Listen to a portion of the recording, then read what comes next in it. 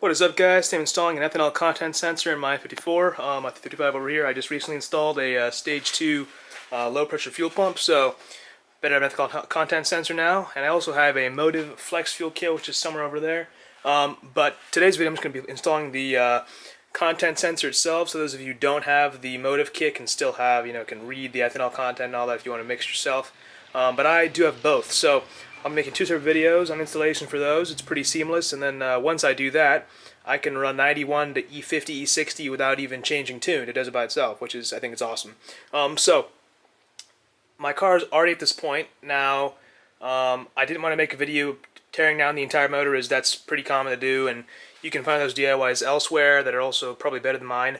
And they're less specific, obviously. So, I mean, basically I just took out the charge pipe, the blow-off valves, or if you have a my diverter valves, if you have blow-off valves, those come off too. My intakes, my throttle body, and that's all off the car. So is the intake manifold over here. This can be a little bit tricky to take off with all the wires in the way, so be patient. I've already taken it off a few times, so it came off. I think I took all this apart within like 15 minutes without really much of an issue. But as you can see, it's pretty messy over here. My engine bay also has all these just loose cables around because of the whole manual swap and things have been dislodged and such, so it is quite a mess down here. However, we're going to be focusing today on removing the fuel line that goes in between the high pressure fuel pump. That's the high pressure fuel pump right there. I've already replaced that. Where that blue collar is right there, that is the beginning of the fuel line we'll be taking off. And then that goes to the bottom of the car where it meets a hard line that runs all the way back to the fuel tank. So, what I'll be putting in instead is this ethanol content sensor made by Continental, and on both sides it'll have an AN fitting. And this actually screws off, and as you can see, here is what one of the ends looks like. So essentially this collar unscrews, and then we'll put this side on the hard line itself, and then we'll screw the other side on using a couple wrenches. So once that's on, of course, then the AN line we can screw under there, and I believe we'll have a similar situation below the car, underneath the driver's side, somewhere around over there. But for now, the first step will be taking off the fuel line at the high pressure fuel pump over here. I should mention, make sure your battery's disconnected, your fuel pressure is very low. At this point, you don't want any fuel spraying around. This car has been sitting here with the battery disconnected for about 3 days now, so the fuel pressure is going to be very low. And also, I've been doing some work with the low pressure fuel pump that was disconnected and reconnected multiple times in this past 24 hours, so there's really no fuel pressure going on right now, so I have nothing to worry about. So we're going to need to push in that blue collar into that metal fitting to the right, and the entire line should just pull off. I'm not sure how this is going to be. I'm basically doing this because a friend told me how to do it. I would not know how to do this myself. So, I mean, I'm sure there's online DIYs as well. So I'm going to do that real quick, and I'll get back to you guys when that's done. One thing as well, if you are doing this pretty soon after the car was, last on or last at the fuel pressure, pumped up by the low pressure fuel pump primed or whatever, I would start at the bottom of the car and remove that line first, because then you can let all the excess fuel drain into a pan if you have one nearby you. This way you have more fuel on the ground than in the engine bay, which I actually might do anyways, because you don't want to risk that. So scratch that idea. We'll be doing that eventually, but take your underpaneling off. That is pretty easy to do. Just a bunch of 8mm screws, and then I'll get back to you when we're down there. Currently I'm on the driver's side of the car, right where I'd usually sit on the driver's seat. Just behind the oil pan. That's the oil pan level sensor. I want to say one of those things right there. And then just over here is a little tunnel that has all the fuel lines and such that go through it to the back of the car where the fuel tank is. So there's this black hard line, which is what we're going to be attacking. Well, not quite this one, but the one it attaches to. So this black line goes in these little kind of fittings over here. So you're going to pull it out of this last one over here. You can see before the tunnel. And then at the tunnel itself, there's a smaller little clasp over here that kind of holds it in, and then after that is the actual connection to the soft line we'll be removing that goes to the high pressure fuel pump. So our goal will be removing the nylon line from the actual high pressure line. So to do that we have to take off this little tunnel over here, a bunch of little weird looking silver nuts, and one kind of grommet that went over this one. I've already removed it, as you can see. I've kind of taken it off already. So on the ground right there, let's see, there are 4. This one doesn't count. There are 3, I guess one of those silver nuts and a black sort of plastic nut, and those all come off. That last one, is a silver one. It's kind of hard to get to. I'll kind of zoom in on it. You'll need a ratchet, and preferably a smaller one, maybe a 1/4 inch one, and you'll need a lot of range of motion. I ended up just using my fingers after I loosened it a little bit. It was easier that way. Kind of hard to get to still, but eventually I got it off. Once that is the case, you can actually just pull it off, and like so, and now we have much more room for activities down here. Alright, so I've removed that line, the hard line over there, and the soft line that goes to the fuel pump, high pressure fuel pump, from the little bracket right there. Was kind of hard to take off, kind of chill my fingers a little bit, but it's okay. So now we need to take off this gray color right here on this kind of blue sort of, I guess another blue color. So take the gray color off the blue color first. We'll have to push the blue color in, then to pull the fuel line apart. But should be decently easy, hopefully. Might eat my words. There's the gray color, it is off. And that blue guy should be able to push in. Yeah, okay, so we need to push the fuel line into the blue color first on the black one. So push the black side into the blue, and then push the blue in, and then pull apart, and the entire thing should just come apart. So hopefully that works out. So the line was pretty stiffly on there, but what I did is I used a wrench, and I just used the wrench, and I pushed the wrench along the blue color, kind of like